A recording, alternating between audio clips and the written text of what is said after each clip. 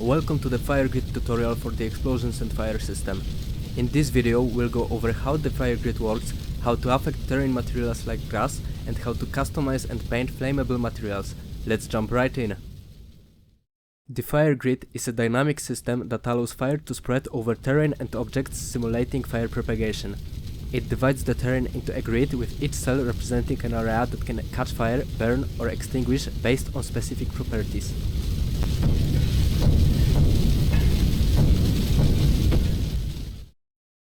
I created a simple terrain. Now let's add some grass. Explosions and Fire system comes with grass prefab, so let's use it.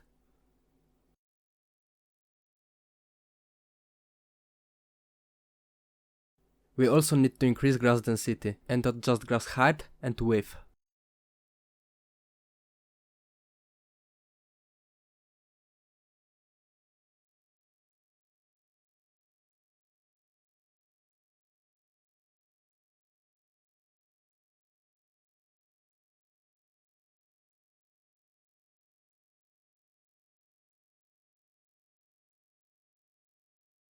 Now select FireGrid Controller game object under Explosions Manager and click Enable FireGrid Editor tool. You can see selected cells now. You can see list of flammable materials in Flammable Material list. To select material that you want to draw, move it to the top of the list. You can now draw by holding left mouse button or erase by holding left control and left mouse button.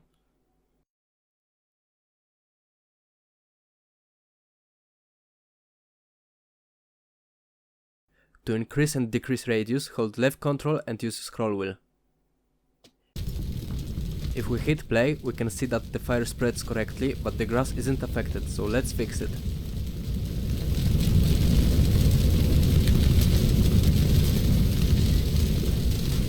Let's add Terrain Burn Texture Updater component to our terrain game object and assign the terrain component. Now we need to add materials that we want to be affected to affected materials list. These are materials used by our grass, so let's copy reference to the material and paste it.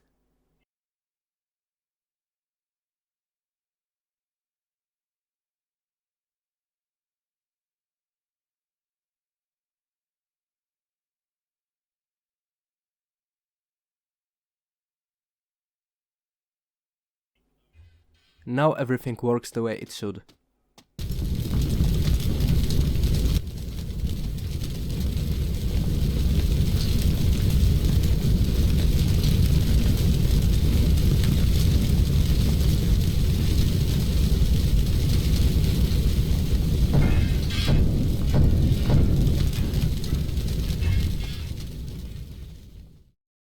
The fire can also be started by an explosion.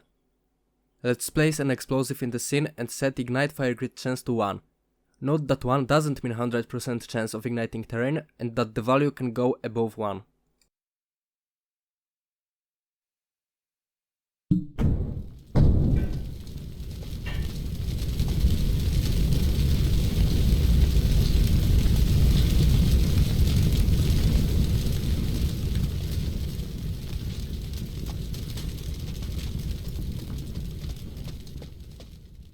To increase how long the grid is burning, we can increase fire source starting fuel on the FireGrid component.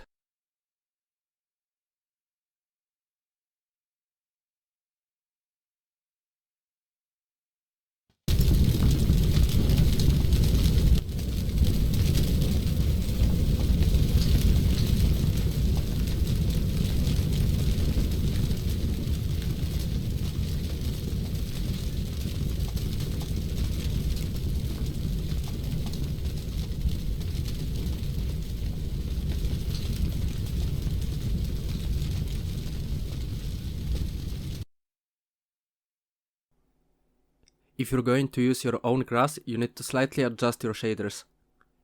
In your shader graph, you need to create following properties: texture 2D named Terrain Fire Texture, vector 3 named Terrain Position, vector 3 named Terrain Size.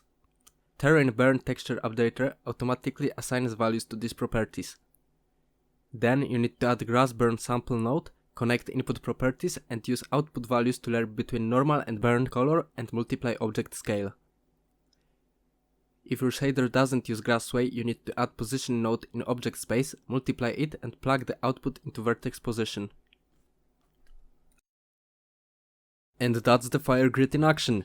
We've covered how to set it up, paint flammable materials and interact with fire in real time. With these tools you can create dynamic and realistic fire propagation in your game.